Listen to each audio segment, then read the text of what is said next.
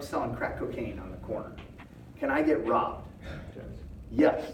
Is that a crime if I get robbed? Yes. But I'm engaged in criminal activity, Yes. right? Yes. Okay. So I can be a victim, but I'm going to ask, and this is a very blunt question I'm going to ask, am I a good victim or a bad victim? Bad victim. I'm a bad victim, right? And again, how many prosecutors, police, juries are going to take my side as a crack dealer? How many of them might even look and say, wait a minute, you're a crack dealer and you got robbed? That's kind of a job-related hazard, right? That's like the crocodile hunter getting bit by a crocodile. Would you agree with that? Yeah. Okay. So they're sort of two separate issues, but they are commingled. Do you understand that? Okay? Now, where that line gets blurred is if I am robbing a guy, so I'm breaking the law.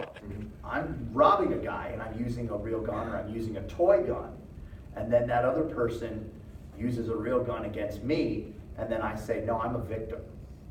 Do you understand? Yeah. Right? So we can't be involved in crime. If you take your hand out and you go all the way back to the definition of Castle Doctrine, it said what?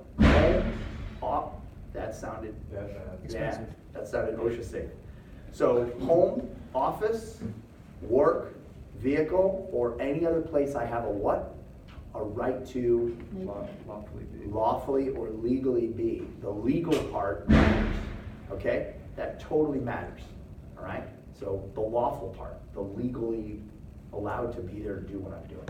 So I'm not saying, as it pertains to your question, that that's not going to come up, because it's going to come up. But here's another way to look at it. Is a 8-year-old allowed to have a handgun?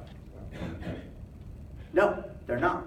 They're not allowed to buy one. They're not allowed to possess one at all. Is an 8-year-old allowed to have a rifle? They're not allowed to buy one. They're not allowed to possess one. But let's say that Mark takes his nephew and he teaches his nephew how to use a handgun, okay? Responsibly. And Mark leaves to go to the store. He says, I'm going to go to the store. I got to go buy a gallon of milk. He leaves to go to the store, and a guy breaks into the house. And the 8-year-old goes and gets this handgun and uses that. Is the 8-year-old guilty of a crime? Is he? I don't think so. Are these exigent circumstances? Yes.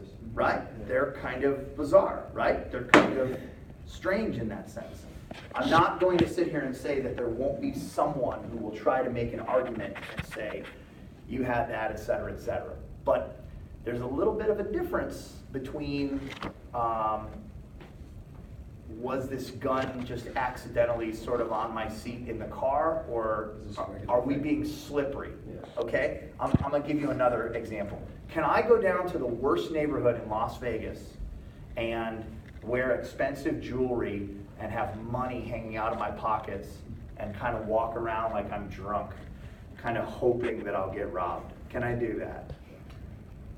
You can. Sure I can. It's free country. Knock yourself out. When those individuals attempt to rob me, a crime against a person, and I say, ha ha, awesome, they finally tried to rob me, and I go to my gun and I use lethal force. I mean, is that legit or not legit? Do you understand what I'm getting at here? Tyler, you got that, that look. Just kind of like it's going to depend